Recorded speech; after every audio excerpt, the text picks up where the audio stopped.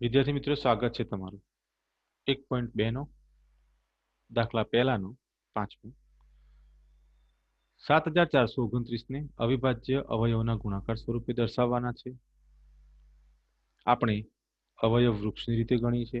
દાખલો 7429 ને પ્રયત્ન કર્યા 2 વડે નથી ભગાતા, 3 વડે નહીં, 5 વડે નહીં, 7 વડે નહીં, 11 વડે નહીં, 13 વડે નહીં અને સીધા જ શેના વડે ભગાય છે? 17 વડે. વિદ્યાર્થી મિત્રો, ક્રમ હજુ પણ ધ્યાનમાં રાખવાનું છે.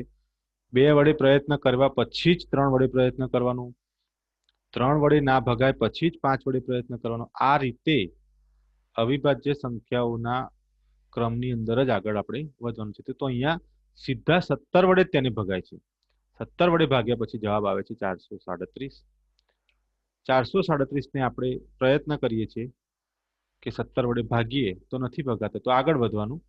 17 પછીની અવિભાજ્ય સંખ્યા 19 પર, એટલે આપણે 19 વડે ભાગવાનું ટ્રાય કર્યું તો જવાબ મળ્યો 23. 23 પોતે પણ અવિભાજ્ય સંખ્યા છે, એટલે આપણું અવયવ વૃક્ષ અહીંયા પૂરું થાય છે. એટલે જવાબમાં 3 સંખ્યાઓનો ગુણાકાર આવશે. કઈ કઈ?